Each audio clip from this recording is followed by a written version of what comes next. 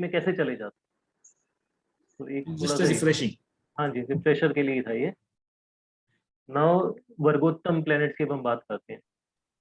ठीक है, वर्गोत्तम के ऊपर बहुत सारी प्रिडिक्शंस होती हैं। वर्गोत्तम प्लैनेट को देखते ही बहुत सारी आप उसके नवा चार्ट से बहुत सारी आप एनालिसिस कर सकते हैं वर्गोत्तम को देख के। तो वर्गोत्तम प्लैनेट क्या होता है और उसकी फिर इंट्रिकेसीज क्या है, किस तरह से वर्गोत्तम प्लैनेट को एनालाइज किया जाए। ठीक है, तो उसके ऊपर करते हैं हम। वर्गोत्तम इज जब कोई प्लैनेट D1 में और D9 में एक ही साइन में होता है। ठीक है, कोई प्लैनेट या इवन लग्न, लग्न अगर D1 का लग्न और D9 का लग्न एक ही राशि का है तो पूरा चार्ट वर्गोत्तम हो जाता है। अदरवाइज कोई इंडिविजुअल प्लैनेट अगर उसी राशि में D1 में है और उसी राशि के नवांश में D9 में है, दोनों जगह सेम राशि से एसोसिएटेड है, तो उसे वर्गोत्तम कहा जाता है। जब लग्न वर्गोत्तम हो जाएगा तो ऑब्वियसली उसका मतलब ये है कि 12 की 12 साइन जो होते हैं वो मैच हो जाते हैं। D1 के 12 भाव D9 के 12 भाव से मैच होते हैं, आपस में उन दोनों की मैचिंग हो जाती है। वर्गोत्तम प्लैनेट या वर्गोत्तम लग्न के लिए कहा जाता है that the planet gain strength, इनमें प्लैनेट को स्ट्रेंथ मिलती है। ठीक है, and planet gives strong result of its karakatva. Planet becomes strong, planet में स्ट्रेंथ आ जाती है and planet becomes very strong to give the result. कई बार ऐसा होता है कि प्लैनेट रिजल्ट नहीं दे पाते अपना। ठीक है, उसमें बल नहीं होता या किसी रीजन से उसमें कोई और प्रॉब्लम होती है कि प्लैनेट काम करना चाहता है बट वो फल नहीं दे पा रहा आपको। ठीक है, वर्गोत्तम प्लैनेट में स्ट्रेंथ आ जाती है एंड वो स्ट्रेंथ आती है तो वो अपने रिजल्ट दे सकता है। The planet is able to give the result whatever it wants to give. अच्छा, अब बहुत से लोग, एक बहुत बड़ा मिसकंसेप्शन है यहाँ पर जो मैंने देखा है during discussions on different forums, लोग वर्गोत्तम को ऑस्पिशियस मान लेते हैं। वो सोचते हैं कि वर्गोत्तम प्लैनेट अच्छे रिजल्ट देगा। वर्गोत्तम प्लैनेट है, लोग ये कहते हैं कि मेरा प्लैनेट वर्गोत्तम है बट मुझे इसकी दशा अच्छी नहीं गई है, दशा तो इसकी बहुत खराब जा रही है, प्लैनेट तो मेरा वर्गोत्तम। ठीक है, तो vargottam doesn't means benefic. Vargottam does not mean the planet is auspicious. वर्गोत्तम का मतलब ये नहीं है कि प्लैनेट ऑस्पिशियस हो गया है। वर्गोत्तम का मतलब ये नहीं है कि प्लैनेट बेनिफिक हो गया है। वर्गोत्तम का the only meaning of vargottam is planet has become strong. Planet में स्ट्रेंथ आ गई है, जो भी वो रिजल्ट देना चाहता है उस वो रिजल्ट देने की उसमें स्ट्रेंथ आ गई है। अब प्लैनेट अगर वो मेलेफिक है, कोई अगर प्लैनेट मेलेफिक साइन में बैठा हुआ है तो वो उस भाव के स्ट्रॉन्ग रिजल्ट्स देगा। अगर प्लैनेट मेलेफिक है तो वो मेलेफिक रिजल्ट ज्यादा देगा। अगर वो मेलेफिक भाव में बैठा है तो मेलेफिक रिजल्ट ज्यादा देगा। अगर वो बेनिफिक है तो ही आपको स्ट्रॉन्ग बेनिफिक रिजल्ट्स मिलेंगे। सो वर्गोत्तम प्लैनेट वो कौन सा है, कहाँ पर बैठा हुआ है, चार्ट के लिए वो अच्छा है या खराब है, ये सारी चीजें देखनी जरूरी है। वर्गोत्तम प्लैनेट का मतलब ये नहीं होता कि वो अच्छे रिजल्ट देगा। This is a very big misconception among lot of people कि वर्गोत्तम का मतलब है अच्छे रिजल्ट देना। ऐसा नहीं है, वर्गोत्तम का केवल मतलब है कि वो प्लैनेट अपने रिजल्ट अब देगा। That planet will give the result good और bad, whatever it will give the result. That is what vargottam planet is.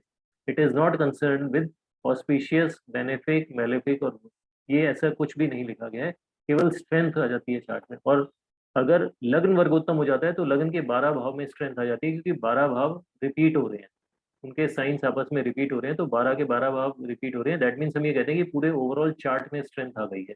भाव बल होता है ना एक जैसे, तो एक तरह से उसमें भाव बल आ चुका है, चार्ट के अंदर भाव बल आ गया। भाव बल अलग चीज होती है, ग्रह बल अलग चीज होती है।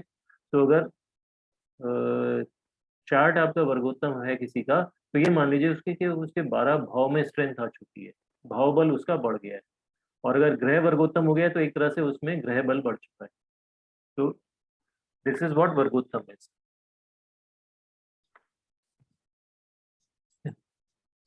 अब वर्गोत्तम अलग अलग तरीके से हो सकते हैं। फॉर एग्जांपल जुपिटर कर्क राशि में अगर 2.3 डिग्रीज का है, ठीक है, कर्क राशि में अगर जुपिटर 2.3 डिग्री का है तो वो कर्क राशि में D1 में एग्जॉल्टेड है। और वो जब D9 में जाएगा तो वहां पर भी वो वर्गोत्तम भी हो जाएगा और एग्जॉल्टेड भी हो जाएगा। ठीक है, तो ये जो ग्रह है ये उच्च भी हो गया और वर्गोत्तम भी हो गया। जुपिटर कर्क राशि में 3.20 डिग्री से नीचे का जुपिटर जो होगा कर्क राशि में, वो वर्गोत्तम भी हो जाएगा और उच्च का भी हो जाएगा। ठीक है, D9 और D1 दोनों में वो उच्च का होगा और कर्क राशि में ही होगा। उच्च का है तो कर्क राशि में ही होगा, तो वो उच्च भी हो जाएगा और वर्गोत्तम भी हो जाएगा। अब ये ग्रह अच्छे रिजल्ट देगा क्योंकि ये दोनों भाव में स्ट्रेंथ रिपीट कर रहा है, दोनों भाव से उसको स्ट्रेंथ मिल रही है, वो दोनों भाव में एग्जॉल्टेड है, तो ये जुपिटर अच्छे रिजल्ट अब देगा। उसकी जगह ये मान लीजिए कि अब चंद्रमा को अगर हम लेते हैं, चंद्रमा वृश्चिक राशि में 15 डिग्री का है। मान लीजिए चंद्रमा D1 में वृश्चिक राशि में है, D1 में अगर चंद्रमा वृश्चिक राशि में है तो इसका मतलब चंद्रमा डेबिलिटेटेड है, मून इज डेबिलिटेटेड। अब ये जब आप D9 में प्लॉट करेंगे तो ये 8 नंबर में ही जाएगा, ये वृश्चिक राशि में ही जाएगा, तो ये नीच का हो गया पर वर्गोत्तम हो गया। अब ये दोनों चार्ट में नीच का हो चुका है, दैट मीन्स अब ये चंद्रमा नीच के रिजल्ट बहुत ज्यादा स्ट्रॉन्ग दे सकता है क्योंकि ये दो जगह नीच का हो चुका है। अब इसका आप ये मत मानिए कि D1 में भी नीच का था और D9 में भी नीच का है और वर्गोत्तम हो गया तो अभी अच्छे रिजल्ट देने शुरू कर देगा, नहीं, ये डबल मेलेफिक हो चुका है आपके। This is a double malefic now, it is not cancellation of debilitation, it is duplication of debilitation, it is not cancellation but doubling of debilitation. तो ये चंद्रमा अब ज्यादा खराब रिजल्ट देगा।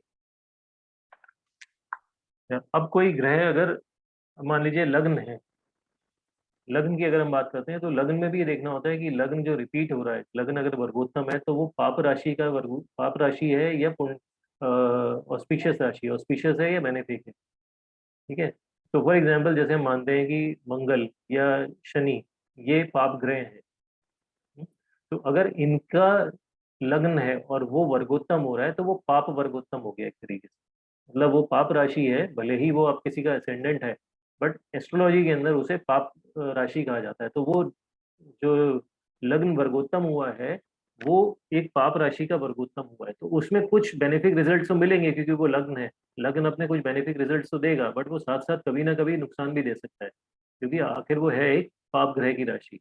तो इसको पाप वर्गोत्तम भी कह सकते हैं जब वर्गोत्तम है बट राशि कोई और आ गई है। उसी की जगह अगर मान लीजिए धनु राशि का या कर्क राशि का अगर लग्न वर्गोत्तम होता है तो वो ज्यादा अच्छा है क्योंकि वो शुभ राशि होती है, तो शुभ राशि का वर्गोत्तम उसमें होता है।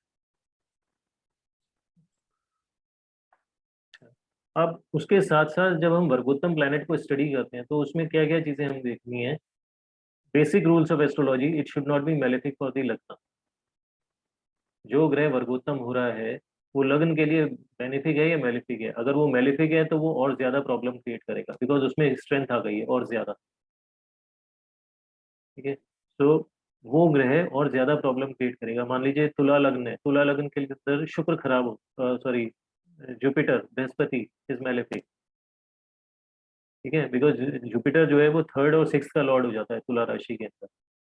तो वो जुपिटर अगर वर्गोत्तम हो गया है और अपनी ही राशि में वर्गोत्तम हो गया या किसी और मेलेफिक राशि में जाके वर्गोत्तम हो गया या नीच का वर्गोत्तम हो गया तो वो शुक्र के लिए और ज्यादा प्रॉब्लम करेगा क्योंकि जुपिटर हालांकि बेनिफिक प्लैनेट है बट शुक्र के लग्नों में जुपिटर अच्छा नहीं माना जाता क्योंकि जुपिटर फिक भाव को या मेलेफिक भाव को ओन करता है। तो तुला लग्न के अंदर 7 नंबर के अंदर जुपिटर 9 को ओन करेगा। मैं एक बार बता देता हूँ मैं क्या कहना चाह रहा हूँ।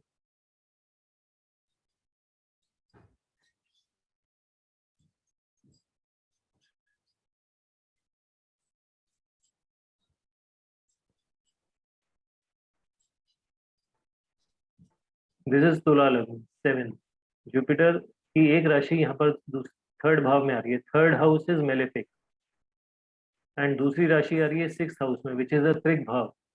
तो ये दोनों भाव जो है खराब है। थर्ड हाउस इसलिए खराब होता है क्योंकि 8 से 8 होता है। ठीक है, ये 8 भाव है, ये 8 का भावम भावम होता है, अगर आप 8 से काउंटिंग शुरू करेंगे तो ये 8 का 8 हो गया। इसलिए थर्ड भाव को खराब माना जाता है एस्ट्रोलॉजी में क्योंकि ये 8 का भात भवत भवम होता है। ठीक है, अगर आप यहाँ से काउंटिंग शुरू करेंगे 8 को अगर फर्स्ट मानेंगे तो 1 2 3 4 5 6 7 8, तो ये 8 का 8 हो गया, इसलिए ये खराब माना जाता है भावत भावम से। तो जुपिटर को अगर आप देखेंगे कि ये जुपिटर तुला लग्न के लिए मेलेफिक है क्योंकि ये थर्ड हाउस को ओन कर रहा है और ये सिक्स हाउस को ओन कर रहा है। अब यही जुपिटर अगर डेबिलिटेशन में होके या किसी और मेलेफिक भाव में होके वर्गोत्तम हो गया तो ये हालांकि जुपिटर बेनिफिक प्लैनेट होता है ऑस्पिशियस प्लैनेट होता है बट तुला लग्न के लिए नहीं है। तो ये जुपिटर प्रॉब्लम क्रिएट कर सकता है। तो एक तो ये हो गया कि वो लग्न के लिए कैसा है, वो ग्रह लग्न के लिए कैसा है। Number 2, it should not be associated with malefic भाव इन D1 और D9। ये D1 और D9 में मेलेफिक भाव से एसोसिएटेड नहीं होना चाहिए। तो वही चीज हो गई कि जुपिटर यहाँ पर ऑस्पिशियस है, ग्रह तो ऑस्पिशियस है बट भाव मिले हैं मेलेफिक, तो ये यहाँ पर करेगा। जी सर बोलिए सर। आपने जो ड्रॉ किया ना योगेश जी, जी वो that is hiding behind the photos. वो आप उसको अपनी, नहीं आप उसको अपनी स्क्रीन से शिफ्ट करिए फोटोज को, वो आप उसके ऊपर कर्सर रखे उसे शिफ्ट कर दीजिए। अच्छा ओके वो आप अपनी स्क्रीन से उन्हें मूव कर सकते ओके ओके, ठीक है, समझ गया जी। हैं। तो आप जहां भी जैसे टेक्स्ट आ रहा हो ना, तो उसको आप कभी भी मूव कर सकते हैं अपने स्क्रीन के ऊपर। तो प्लेनेट का बेनिफिक मेलेफिक होना एक अलग चीज है, प्लेनेट चार्ट के लिए कैसा है वो एक अलग चीज है, और उसी रूल को, जो बेसिक रूल होते हैं एस्ट्रोलॉजी के, उसी रूल को अब आप ले लीजिए कि वो प्लेनेट, अगर वही प्लेनेट जो मेलेफिक है किसी भी रीजन से अगर वो वर्गोत्तम हो गया तो और ज्यादा प्रॉब्लम क्रिएट करे, क्योंकि अब उसमें स्ट्रेंथ आ गई। ठीक है? अच्छा, एक चीज और होती है कि अष्टक वर्गा जो हम यूज करते हैं, अष्टक वर्गा को नवांश में बहुत अच्छी तरीके से यूज किया है। अष्टक वर्गा के अंदर कई बार जब हम अष्टक वर्गा को यूज करते हैं तो हम ये देखते हैं कि किसी भाव के अंदर अगर कर्ण बिंदु आ रहे हैं तो भी वो प्लेनेट बहुत अच्छे काम कर रहा है। कई बार ऐसा हो जाता है अष्टक वर्गा में, आप देखते हैं कि उसके 11th हाउस में तो बहुत अच्छे नंबर हैं, बिंदु हैं उसके 32-33 बिंदु हैं, बट इनकम तो है नहीं उस आदमी की। या 7th हाउस बहुत अच्छा है, मैरिड लाइफ डिस्टर्ब्ड है। 7th हाउस में बिंदु बहुत कम है और मैरिड लाइफ बहुत अच्छी है। तो अष्टक वर्गा से कई बार सही इंफॉर्मेशन नहीं मिलती है। अष्टक वर्गा का जो सही तरीका होता है वो यही होता है कि अष्टक वर्ग को नवांश के साथ जब आप रिलेट करते हैं तब वो सही चीज पता चलती है, उसकी स्ट्रेंथ पता चलती है, क्योंकि नवांश में प्लेनेट की हिडन स्ट्रेंथ होती है। तो नवा हिडन स्ट्रेंथ को अष्टक वर्गा आपको ज्यादा अच्छे से निकाल के, तो अष्टक वर्गा को भी जब हम नवांश के साथ यूज करते हैं तो बेटर रिजल्ट्स आते हैं कंपेयर टू D1। D1 से बेटर रिजल्ट्स आएंगे जब आप D1 और D9 का कॉम्बिनेशन अष्टक वर्गा के साथ यूज करेंगे, तब आते हैं। तो ये जो वर्गोत्तम प्लेनेट है उसके बिंदु भी अष्टक वर्गा में हाई हो तो ज्यादा अच्छा। अब वर्गोत्तम प्लेनेट को आइडेंटिफाई कैसे करेंगे चार्ट। ठीक है, तो इसका बहुत सिंपल तरीका है, सिंपल मेथड, आई थिंक ये सभी को पता होगा, आप सभी को ही, कि आप D1 लग्न जो है उसके हिसाब से D9 को रोटेट कर दीजिए। नवांश चार्ट को रोटेट करिए सो दैट नवांश D1 का जो लग्न है वो ही नवांश में भी फर्स्ट हाउस में आ जाए। तो अगर आप उसको चार्ट को रोटेट करेंगे तो आप उसमें प्लेनेट को ज़्यादा अच्छे से आइडेंटिफाई कर सकते हैं। So for example this is the birth chart, ये यहाँ पर एक कोई मैंने बर्थ चार्ट ले लिया, ये नवांश चार्ट है। अब इसमें से यहाँ से प्लेनेट को आइडेंटिफाई करने में आपको थोड़ी सी दिक्कत होगी कि यहाँ पर अब आप एक एक भाव को देखते जाइए कि 12 नंबर में कौन से, यहाँ पर 12 नंबर में यहाँ कोई ग्रह है और यहाँ कौन सा ग्रह है, और इसको मैच करिए, फिर आप मेष राशि को मैच करिए। तो ये थोड़ा सा जो होता है इसमें दिक्कत आती है। उसका तरीका जो है ज़्यादा अच्छा वो ये होता है कि आप D9 को इस तरह से रोटेट कर दीजिए कि ये अगर यहाँ पर इसके D1 में या राशि चार्ट में अगर लग्न में 12 नंबर राशि आ रही है तो ये 12 नंबर राशि नवांश में फर्स्ट हाउस में पहुंच जाए, मतलब पूरे चार्ट को आप रोटेट कर दीजिए। सॉफ्टवेयर के अंदर ऐसी फैसिलिटी होती है कि आप उसको एक क्लिक से रोटेट कर सकते हैं, अदरवाइज आप पेपर के ऊपर इसको बना सकते हैं, पेपर के ऊपर रोटेट कर दीजिए। तो आप उसको इस तरह से रोटेट करिए कि ये जो 12 नंबर राशि है ये लग्न में पहुंचे। तो ये आपने इसको रोटेट कर दिया, फॉर एग्जांपल मैंने इसे सॉफ्टवेयर से रोटेट कर दिया, आप मैनुअली भी कर सकते हैं। अब आप इनको सामने सामने से कंपेयर कर लीजिए कि ये यहाँ पर ये खाली है, यहाँ पर राहु आ रहा है तो कोई नहीं है। सेकेंड हाफ ये खाली है, यहाँ पर शनि है ये भी नहीं है, यहाँ पर थर्ड हाउस में राहु है, यहाँ मरकरी है ये भी नहीं है। फोर्थ हाउस खाली, फिफ्थ हाउस खाली, सिक्स हाउस मैचिंग नहीं हो रही है, सेवेंथ हाउस में मरकरी, मार्स, सन, यहाँ पर सन आ गया, ये देखिए सन ये मैच हो गया। तो सन इज वर्गोत्तम फॉर दिस चार्ट। उसके बाद वीनस केतु, वीनस यहाँ पर मैच हो गया, वीनस भी इसका वर्गोत्तम है। देन 9th 10th खाली है, जुपिटर सैटर्न यहाँ पर मैच नहीं हो रहे, यहाँ पर नहीं हो रहा है। तो two planets are vargottam in this chart, Saturn sorry Sun and Venus. तो अगर आप चार्ट को रोटेट कर लेते हैं थ्रू सॉफ्टवेयर या पेपर पे रोटेट कर लें तो आपको इमीडिएटली प्लैनेट को आइडेंटिफाई कर सकते हैं कि कौन से प्लैनेट वर्गोत्तम है। तो this is the way to identify vargottam, rather than कि आप इस चार्ट के अंदर एक एक भाव को मिलाते रहेंगे, उनको चेक करेंगे, इसमें दिक्कत आएगी आपको। सिंपली चार्ट को रोटेट कर दीजिए, लगन को मैच कर दीजिए, ये 12 नंबर यहाँ पर है तो नवांश को भी 12 पर लिया। ये बेटर मेथड है वर्गोत्तम प्लैनेट को आइडेंटिफाई करने के लिए। तो यहाँ पर आपको in less than 1 minute you can identify कि कौन से प्लैनेट वर्गोत्तम है। सन एंड वीनस, दो प्लैनेट यहाँ पर वर्गोत्तम हो गए।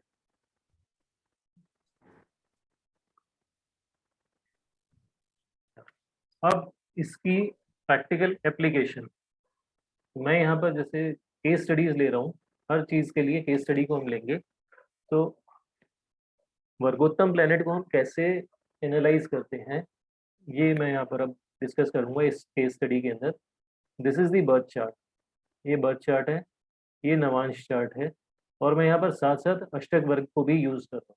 Simultaneously I am using ashtak वर्ग एंड दशा, सभी चीजें एक साथ। जो चीजें अभी आपसे डिस्कस की थी मैंने यहाँ पर कि नवांश के अंदर हम क्या क्या करते हैं, तो आई सेड कि हम नवांश में अष्टक वर्ग को यूज करें तो ज्यादा अच्छे रिजल्ट आते हैं।